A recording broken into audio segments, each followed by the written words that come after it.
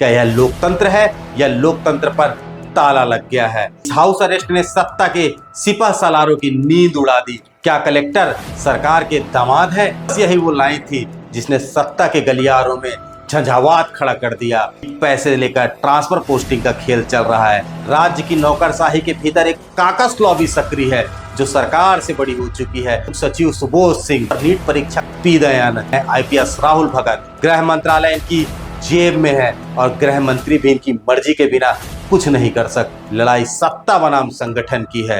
अफसरशाही अब इतना मजबूत किला बन चुकी है कि नेताओं तक की आवाज दीवारों से टकराकर लौट जाती है। चुनाव हो जाए तो यह सरकार 10 सीटों में सिमट जाएगी। कि जनता के मौन में भी ये आहट सुनाई दे रही है कि सत्ता के कमरे में फैसले नहीं होते, कागज के कैबिन में तय होते हैं। मुख्यमंत्री बोलते हैं लेकिन आदेश कहीं और से आता है। जनता का नाम अब केवल भाषणों में ही सुनाई देता है। सूबे की सियासत में इन दिनों अजीब सी हलचल है। हवा में कुछ ऐसा तैर रहा है जो दिखता तो प्रशासनिक फैसला है मगर उसकी गंध राजनीति से भरी हुई है। सरकार भ्रष्टाचार से लेकर अफसरशाही तक हर मोर्चे पर सवालों के घेरे में है और अब ये नया विवाद जिसने सत्ता के गलियारों की दीवारें हिला दी हैं।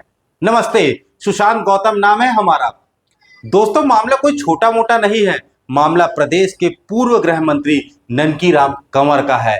वो नाम जो कभी कानून बनाते थे वही कानून के साए में हाउस अरेस्ट कर दिए गए। हाँ, वही ननकी राम कंवर जिन्होंने सत्ता से सवाल किया था, सिस्टम से जवाब मांगा था। उन्होंने मुख्यमंत्री को 14 बिंदुओं में पत्र लिखकर कहा था कोरबा के कलेक्टर को हटाइए, प्रशासन में अन्याय हो रहा है। लेकिन सत्ता के कान बंद रहे। मुख्यमंत्री के दरबार तक वो आवाज पहुंची ही नहीं या शायद पहुंचाई ही नहीं गई और जब पहुंचने की कोशिश हुई तो दरवाजा ही नहीं खोला गया बल्कि कंवर को हाउस अरेस्ट कर दिया गया। अब जरा सोचिए, एक वरिष्ठ जन नेता जो सत्ता की राजनीति से ऊपर उठकर जनता के पक्ष में बोलता है, उसे रोक दिया गया, उसके घर में कैद कर दिया गया। क्या यह लोकतंत्र है या लोकतंत्र पर ताला लग गया है? इधर बस्तर में देश के गृह मंत्री अमित शाह दौरे पर थे, पर सुर्खियां बस्तर की नहीं थी, सुर्खियां रायपुर की थी, जहां एक जन नेता को घर में कैद कर लिया गया था। कहते हैं इस हाउस अरेस्ट ने सत्ता के सिपह सालारों की नींद उड़ा दी, क्योंकि जिसे उन्होंने अनदेखा किया वह अब जनता की जुबान बन गया है। सुनिए ननकी राम कंवर ने क्या कहा। और सरकार ने ये भी कहा कि कार्रवाई की जा रही है। आपको मालूम नहीं है कि मनगांव में और एचसीएल में बिना कंपनसेशन दिए घर को तोड़ दिया, हजारों घर को तोड़े। उस कलेक्टर को छोड़ना चाहिए क्या?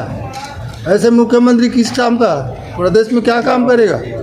और मैं बता रहा हूँ यही रवैया रहा तो मैं भंग करवाऊंगी सरकार। आपने ये भी कहा कि अगले चुनाव में 10 सीट से ज्यादा नहीं मिलेगा इन्हें। अगले चुनाव में 10 सीट से ज्यादा मैं नहीं बोल रहा हूँ, जनता बोल रही है। बाबा आप जनता से पूछिए ना क्या कहना है जनता का। आप जनता के बीच भी जाते हैं। नहीं बता तो रहा हूँ, आप जनता से पूछिए।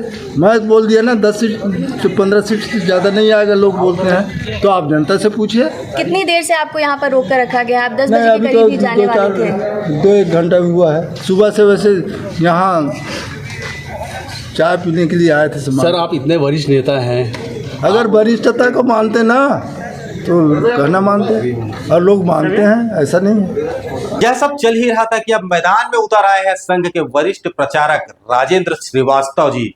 वो नाम जिन्होंने राम मंदिर निर्माण में योगदान दिया, संघ के प्रांत प्रचारक रहे, केंद्र स्तर पर पदस्थ रहे और जब वो बोले तो सीधे सरकार के सीने पर तीर मारा। राजेंद्र जी ने कहा सरकार एक कलेक्टर तक नहीं हटा सकती। क्या कलेक्टर सरकार के दामाद है? बस यही वो लाइन थी जिसने सत्ता के गलियारों में झंझावात खड़ा कर दिया। उन्होंने और भी कहा जनता सरकार चलाती है, नौकरशाही नहीं। हाउस अरेस्ट जनता के साथ बेईमानी है और उन्होंने यह आरोप लगाया कि पैसे लेकर ट्रांसफर पोस्टिंग का खेल चल रहा है और सरकार इसे रोकने में पूरी तरीके से नाकाम साबित हो रही है। सुनिए राजेंद्र जी ने क्या कुछ कहा है। तो क्या कलेक्टर किसी का दामाद है जिसको हटा नहीं सकते? तो नया कलेक्टर वहाँ भेजिए। ऐसे सभी जगहों पर नीचे स्तर पर भ्रष्टाचार पर लगाम लगाना चाहिए। बिना पैसा दिए किसी का ट्रांसफर पोस्टिंग नहीं होता है। लोग परेशान हैं अपने काम के लिए, इसके पास जाए। कोई भी काम लेकर लोग जाते हैं तो वो काम उनका पूरा नहीं हो रहा है। सब जगह लोगों की एक ही शिकायत है, हम तो विधवा हो गए हैं, हमारा कोई सुनने वाला ही नहीं है। जनप्रतिनिधि भी मस्त हैं, उनको भी जैसे वो इस प्रदेश में एक कर्मचारी की तरह काम कर रहे हैं। देश भर को फिर से बैठकर मूल्यांकन करना चाहिए।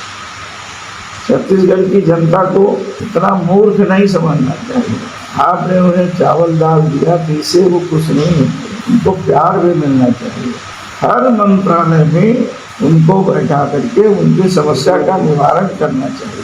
सरकारी अधिकारी व्यवहार अच्छा करें, ये उन्हें समझाना चाहिए। उनका हाउस अरेस्ट करना ये बहुत बड़ी उनके साथ, उनके प्रदेश के साथ बहुत बड़ी बेईमानी है। जनता इससे दुखी है। सरकार तुरंत इस पे कार्रवाई करे, इनकी मांगों को समझे। अब सवाल यह है कि अगर संघ के वरिष्ठ प्रचारक बोल रहे हैं तो सरकार सुन क्यों नहीं रही है, या फिर सत्ता और संगठन अब आमने सामने है। भीतर खाने की खबरें साफ हैं। राज्य की नौकरशाही के भीतर एक काकस लॉबी सक्रिय है जो सरकार से बड़ी हो चुकी है। इस लॉबी के सिर पर बैठे हैं कुछ खास अफसर, नाम सब जानते हैं पर बोलने से डरते हैं। एक है प्रमुख सचिव सुबोध सिंह, जिसके नाम पर नीट परीक्षा घोटाले से लेकर सत्ता के गलियारों तक की चर्चाएं गर्म है। दूसरे हैं पी दयानंद, जिनसे कंवर की बहस सोशल मीडिया में पहले भी जमकर वायरल हुई थी। तीसरे हैं आईपीएस राहुल भगत, जिनके बारे में तो यह भी कहा जाता है गृह मंत्रालय इनकी जेब में है और गृह मंत्री भी इनकी मर्जी के बिना कुछ नहीं कर सकते। और फिर आते हैं आईएएस रवि मित्तल, जो है जनसंपर्क आयुक्त, जिन्होंने सत्ता के नीचे से जमीन खिसकाने का सारा इंतजाम कर रखा है। अब ये तय है, लड़ाई अब जनता बनाम सरकार की नहीं, लड़ाई सत्ता बनाम संगठन की है। सत्ता के भीतर अब सत्ता की ही साजिश पल रही है। अफसरशाही अब इतना मजबूत किला बन चुकी है कि नेताओं तक की आवाज दीवारों से टकराकर लौट जाती है। और ननकीराम कंवर ने तो साफ कह दिया है, अगर आज चुनाव हो जाए तो यह सरकार 10 सीटों में सिमट जाएगी। शब्दों में नहीं बल्कि जनता के मौन में भी ये आहट सुनाई दे रही है। राज्य के लोग अब पूछ रहे हैं, सत्ता चल रही है या नौकरशाही। आज हालात यह है कि सत्ता के कमरे में फैसले नहीं होते, काकस के कैबिन में तय होते हैं। मुख्यमंत्री बोलते हैं लेकिन आदेश कहीं और से आता है। जनता के नाम पर सरकार है मगर जनता का नाम अब केवल भाषणों में ही सुनाई देता है। तो अब वक्त है आईना दिखाने का कि जब एक ईमानदार नेता को अपनी ही आवाज उठाने की कीमत हाउस अरेस्ट से चुकानी पड़े तो ये लोकतंत्र नहीं, सत्ता केंद्रित बंधक राज है। छत्तीसगढ़ की जनता अब समझ चुकी है, जो सच बोलेगा वो रोका जाएगा और जो झुकेगा वही पद पाएगा। मगर इस बार जनता झुकेगी नहीं, क्योंकि अब डर के पार सवाल है और जवाब सरकार के पास नहीं है। जनता पूछ रही है, क्या कलेक्टर सरकार के दामाद हैं? अब यह सवाल सिर्फ रायपुर में नहीं, अब यह सवाल हर घर में गूंज रहा है। आज की खबर बस इतना ही। इसी तरीके की खबरों के लिए हमारे साथ बने रहिए। हमारा पता है जनसंवाद टुडे। अगर खबर अच्छी लगी हो तो हमें लाइक करें, शेयर करें और सब्सक्राइब करना बिल्कुल ना भूलें। नमस्कार।